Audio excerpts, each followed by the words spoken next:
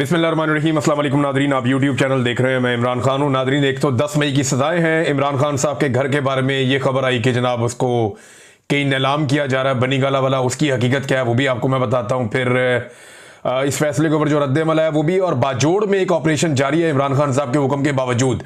और भी कुछ खबरें हैं, बहुत सारी तफसीलात है, मैं आपके सामने रख लूँगा अगले 10-15 मिनट में।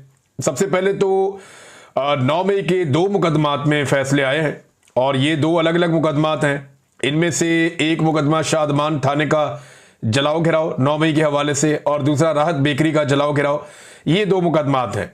इनमें जो सजाएं सुनाई गई हैं उनमें जो अहम लोग हैं जिन्हें सजा हुई है, डॉक्टर यास्मीन राशिद साहिबा 10-10 साल की सजा हो गई, उमर चीमा साहब 10-10 साल की सजा हो गई, एजाज चौधरी साहब 10-10 साल की सजा हो गई सेनेटर, और मियां महमूद रशीद 10-10 साल की, इन्हें भी सजा हो गई है।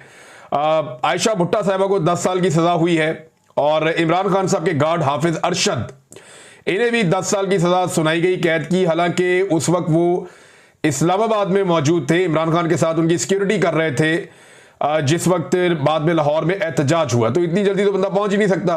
अब इनके पास कोई जहाज जो हेलीकॉप्टर तो था नहीं, लेकिन फिर भी इनको भी सजा दे दी गई है 10 साल की। तो यानी जो भी निज़ाम को लगता है कि इन लोगों को सजा देनी चाहिए तो उन्हें दी जाती है। अब कुछ लोग जो है उन्हें बरी किया गया है इन केसेस में, जिनमें शाह महमूद कुरैशी साहब एक बड़ी अहम शख्सियत है। इन्होंने 2 साल तकरीबन जेल काटी है, और अब शायद वो बाहर आ जाए। उनके बाहर आने से ये होगा कि पाकिस्तान तहरीक इंसाफ को एक ऐसी शख्सियत मिल जाएगी आज़ाद, जो मामलात को देख सकेगी। देखिए, इससे पहले परवेज इलाही साहब बाहर आए, लेकिन वो कुछ भी नहीं कर पाए, पार्टी के लिए कोई फाल किरदार उन्होंने अदा नहीं किया। वो तब से अब तक खामोश हैं और बेहतर वक्त का इंतजार कर रहे हैं। शाह महमूद कुरैशी साहब बाहर आते हैं तो क्या एक्टिव हो पाएंगे, मामलात को कंट्रोल कर पाएंगे, चीज़ों को अपने हाथ में ले पाएंगे? इमरान खान साहब के साथियों में से एक है, वफादारी उन्होंने निभाई है, बहुत मार खाई है, लेकिन उनके बेटे की वजह से एक कंट्रोवर्सी जन्म ले गई थी, और अभी जो उनको बाइज्जत बरी किया गया है, कुछ लोग इसके ऊपर मुख्तलिफ किस्म की बातें कर रहे हैं। लेकिन ये तो वक्त साबित करेगा कि शाह महमूद कुरैशी साहब बाहर आकर किस तरह के फैसले करते हैं। उनके फैसलों से अंदाजा हो जाएगा लोगों को कि शाह महमूद कुरैशी साहब किस तरफ खड़े हैं। बहरहाल वो बाइज्जत बरी हो गए, ये बड़ी अच्छी खबर है उनकी फैमिली के लिए, और वो बिल्कुल बेगुनाह थे इस सारे मामले में। देखिए, बहुत सारे लोगों का, किसी का बहुत थोड़ा सा कसूर हो सकता है, वो वहां मौजूद हो सकता है, किसी का कसूर हो सकता है कि वो वहां से गुजर रहा हो सकता है। शाह महमूद कुरैशी साहब का तो ये भी नहीं था, तो उन्हें तो बिला वजह ही जेल में डाला हुआ था, और उनको काफी रगड़ा लग चुका है। आयशा भुट्टा साहिबा 10 साल की सजा उनको हुई है। फिर सरम जावेद खान को 5 साल की सजा हुई इस सारे मामले में, और आलिया हमजा साहिबा को भी 5 साल की सजा हुई इसी केस के अंदर। तो टोटल 45 मुल्जिमान के ट्रायल हुए हैं, जिनमें से 25 गिरफ्तार थे और 15 इश्तिहारी हैं। एक का इंतकाल हो गया है, और कुछ जो है वो जमानतों के ऊपर है। तो ये है जनाब सारा मामला उस केस का जो पाकिस्तान तहरीक इंसाफ पर 9 मई के हवाले से चलाया गया। शवाहिद और सबूतों की सूरत-ए-हाल आपके सामने है। साजिश का मामला जो रखा गया वो भी आपके सामने है कि छोटी सी टेबल के नीचे छुपा हुआ पुलिस वाला, पर्दे और सोफे के नीचे घुसा हुआ पुलिस वाला, ये अब इस साजिश के स्टार गवाहान हैं। साजिश वाला मामला तो अब आपके सामने है। वो पहले दिन से आपको आइडिया है कि वो 2 नंबरी हो रही है। अब ये जो लोग हैं जिन्हें सजाएं दी जा रही, क्या ये क्रिमिनल हैं या ये मुसल्ला लोग हैं? यानी एक खबर आती है पाकिस्तान में कि उज़ैर बलोच बाइज्जत बरी हो गए, और दूसरी खबर आती है पाकिस्तान में कि यास्मीन राशिद, उन्हें 10-10 साल की सजा हो गई। अब इन दोनों को अगर आप गौर से देखें तो आपको पता चल जाएगा आज पाकिस्तान कहां खड़ा हुआ है। पाकिस्तान की मिलिट्री एस्टेब्लिशमेंट के लिए गुनाह यह नहीं है कि आपने कितने आदमी मारे या कितना आपने दहशत फैलाई। पाकिस्तान की मिलिट्री एस्टेब्लिशमेंट के लिए गुनाह यह है कि आप मिलिट्री एस्टेब्लिशमेंट के मफाद के खिलाफ क्यों चले। यह है असल कहानी। फैसले पर पीटीआई का रद्द-ए-अमल, ये मैं आपको पढ़ के सुना देता हूं कि शदीद रद्द-ए-अमल दिया उन्होंने। 9 मई के पुरतशद्दुद वाक़यात के हवाले से लाहौर की इंसदादी दहशतगर्दी की अदालत की जानिब से पार्टी की सीनियर क़यादत और कारकुनों को सुनाई गई सजाएं इंसाफ और अदल के मुंह पर एक तमाचा हैं। ये फैसले कानूनी उसूलों और मुनसिफाना ट्रायल के तमाम तकाज़ों को नज़रअंदाज करते हुए सियासी इंतकाम की बुनियाद पर दिए गए हैं। यह अमर इंतहाई अफसोसनाक है कि इन मुकदमात में शफाफियत को यकसर बालाए ताक रखा गया और मुल्जिमान को अपने दिफा का मौका तक नहीं दिया गया।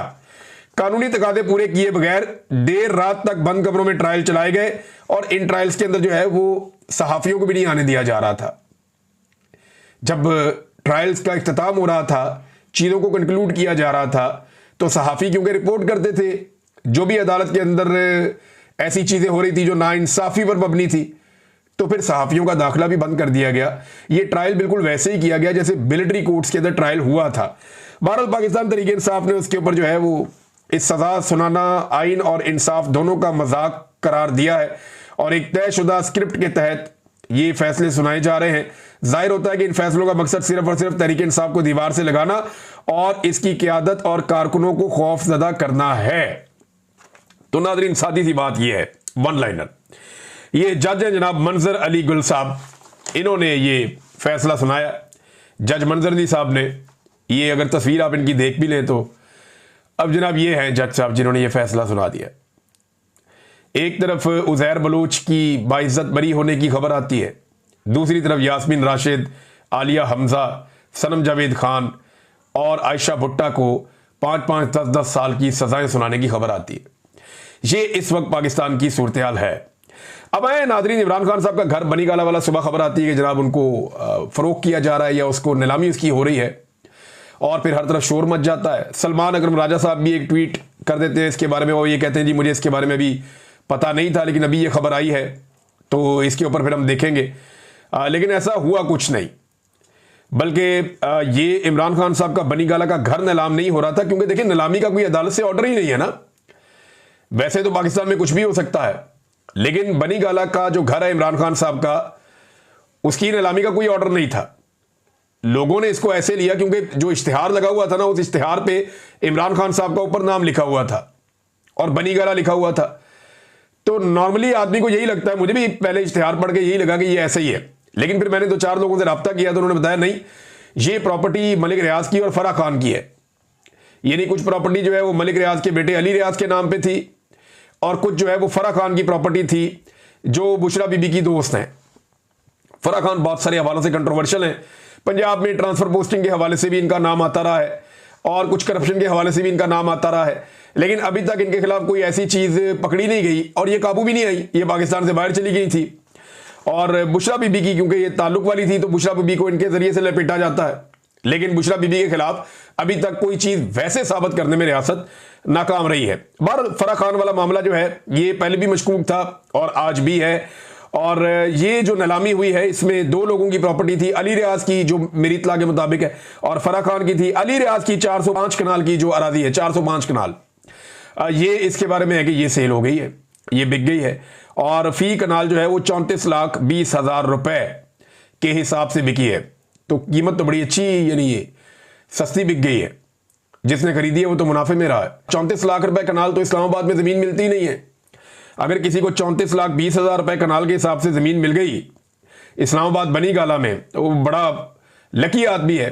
तो अली रियाज वाली 405 कनाल अरादी तो ये ऐसे गई, जबकि फराह खान की जो जमीन है वो नहीं बिक सकी। टोटल 2 लोग आए जो इस बोली में शामिल हो रहे थे, यानी लोगों की दिलचस्पी भी नहीं, लोगों को आइडिया है कि ये जमीनें कैसे बिक रही हैं और क्या हो रहा है, कल को पता नहीं क्या होगा, अदालत से कोई ऑर्डर आ जाएगा, बिला वजह मुशक्कत करने की जरूरत नहीं है। ये चीजें शरीफ खानदान के साथ भी होती रही हैं, लेकिन उनके तो बड़े सीरियस मुकदमात थे करप्शन के। लेकिन जो उनके घर के साथ किया गया, उनकी गैर मौजूदगी में परवेज मुशर्रफ ने उनके घर को एक ओल्ड होम में तब्दील कर दिया था और वहां पे बूढ़े लोग रहते थे। बाद में जब शरीफ खानदान वापस आया तो मैं वहां गया उनका इंटरव्यू करने के लिए, तो वो बूढ़े लोग वहां से निकाले जा रहे थे और शरीफ खानदान ने वापस अपना घर रेनोवेट किया और अब वहां पे दफ्तर बनाया हुआ इन्होंने मॉल टाउन में। तो उनके घर पे कंट्रोल हो गया था उस दौर में। इसी तरह ये चीज इसाक डार के साथ भी हुई थी, लेकिन उन्होंने बाद में अदालत से रुजू कर लिया था और अदालत के जरिए से चीजों को कंट्रोल किया था। नाज़रीन, ये लाहौर में एक ट्रक जाता हुआ नजर आ रहा है एक वीडियो में, और ये वीडियो सोशल मीडिया पे वायरल हो रही है। इस ट्रक के ऊपर 2 पाकिस्तान के झंडे लगे हुए हैं और ट्रक की बैक साइड पे फील्ड मार्शल आसिम मुनीर का फोटो लगा हुआ है। ये माजी में होता रहा है। ज़ियाउल हक के फोटो भी हमने ट्रक के पीछे लगे हुए देखे हैं, हमने परवेज मुशर्रफ के फोटो भी ट्रक के पीछे लगे हुए देखे हैं, हमने निशाने हैदर जो हमारे फौजी हैं उनके भी फोटोज लगे हुए ट्रकों के पीछे देखे हैं। हमने एक जो है वो ज़ियाउल हक के बहुत देखे ट्रक आर्ट। उस दौर में ये किया जाता था कि ट्रकों के पीछे ज़ियाउल हक के फोटो लगाए जाते थे ताकि हर तरफ ये ट्रक जाते हैं तो साथ फोटो भी जाए। तो अब फील्ड मार्शल आसिम मुनीर साहब की एक ट्रक के पीछे एक फोटो लगी हुई है और ये लाहौर में से गुजर रहा है। क्योंकि मैंने इस इलाके को पहचानने की कोशिश की तो मुझे लगा ये लाहौर है, ये वो ब्रिज है और उसके साथ वो जो वायर्स वाला ब्रिज है ये वो वाला है मीनार पाकिस्तान के करीब। तो गालिबन ये वहां से गुजर रहा है। तो मैं चंद चीजें इस वीडियो को देखने के बाद आपको बता दूं। एक तो इस ट्रक के ऊपर एक ड्रोन उड़ रहा है जो कवरेज कर रहा है इस ट्रक की खास तौर पे। दूसरा, इस ट्रक के पीछे एक DSNG जा रही है जो लाइव कवरेज करती है एयरवाई की। तो एक गाड़ी एयरवाई की इस ट्रक के पीछे कवरेज के लिए है और इस ट्रक के ऊपर भी एक ड्रोन है। और तीसरी बात यह है कि लाहौर में दिन के वक्त ट्रक दाखिल नहीं होते। जब तक मुझे पता है कानून का आखिरी खबरें आने तक, तब तक तो लाहौर में यह कानून नहीं था कि दिन के वक्त ट्रक लाहौर में दाखिल हो। और ये दिन की रोशनी में ट्रक जा रहा है इसके ऊपर, क्योंकि आसिम मुनीर साहब का फोटो है तो इसको दिन क्या रात क्या, ये जब मर्जी जहां मर्जी चला जाए। तो इस ट्रक को दिन के वक्त लाहौर में से गुजारा गया है। ये प्रोडक्शन है मेरे ख्याल में। तो आसिम मुनीर साहब को ऐसी ब्रांडिंग की क्या जरूरत है, ये समझ नहीं आ रही, या उनकी ये ब्रांडिंग क्यों की जा रही है। अगर आप अलाउ करें तो पूरे पाकिस्तान के जो ट्रक वाले हैं मियां वाली से आते हैं ज्यादातर, तो ये तो सारे इमरान खान का फोटो लगा देंगे अपने अपने ट्रक के पीछे। अताउल्ला ईसा खेलवी का फोटो बहुत ज्यादा लगाया ट्रकों के पीछे, मियां वाली के जो हमारे ड्राइवर साहबान हैं उन्होंने। तो ये क्या जरूरत पड़ी है कि इतनी ब्रांडिंग की जा रही है आर्मी चीफ की, क्यों बार बार अवाम का पैसा इन चीजों पर लग रहा है, ये बात मेरी समझ से बाहर है। बहरहाल ये शाह से ज्यादा कुछ लोग शाह के वफादार भी होते हैं, लेकिन ये वीडियो जो है सारी कहानी खोल रही है कि ये कोई नेचुरली कोई वीडियो नहीं है, ये बाकायदा ब्रांडिंग की जा रही है फील्ड मार्शल आसिम मुनीर साहब की। किस मकसद के लिए की जा रही है, अभी आने वाले दिनों में उनकी एक्सटेंशन का एक मामला है। 29 तारीख के बाद वो क्या आर्मी चीफ रहेंगे या नया आर्मी चीफ आएगा, या उन्हें एक्सटेंशन 2 साल की मिलेगी या 5 साल की मिलेगी, इसके बारे में अभी कुछ आइडिया नहीं है, कुछ कहा नहीं जा सकता। लेकिन इस वक्त उनकी ये ब्रांडिंग करने का मकसद क्या है ये समझ आ जाती है। नाज़रीन, एक और चीज है, बाजोड़ की सूरत हाल लगातार खराब हो रही है। वहां पे एक ऑपरेशन चल रहा है और लोग कैंपों के अंदर बेयारो मददगार पड़े हुए हैं। जो लोग नकल मकानी कर आए हैं उनके लिए हुकूमत ने किसी किस्म का कोई बंदोबस्त नहीं किया। वो मुख्तलिफ इलाकों में रिहाइश पजीर हैं बेचारे, उनके लिए सर ढांकने के लिए भी जगह नहीं है कुछ लोगों के लिए। सूबाई हुकूमत ने और वफाकी हुकूमत ने कोई खास इकदाम नहीं किए। जो वहाँ मकामी सहाफ़ी वो ये बता रहे थे, हमारे एक सहाफ़ी हैं जाहिद खान साहब, वो सुबह नाश्ते का सामान और खाना पीना लेकर गए थे बहुत सारे लोगों के लिए। उन्होंने अपील भी की है कि ये लोग आपके मेहमान हैं, ये मुसीबत के मारे हैं, अपने इलाके छोड़ कर आए तो इनकी मदद करें। तो मेरी भी पाकिस्तानियों से गुजारिश है जिन जिन इलाकों में ये लोग आते हैं, जिनके इलाकों में ऑपरेशन किया जा रहा है, इनकी मदद करें। दूसरा एक और चीज़ ये है कि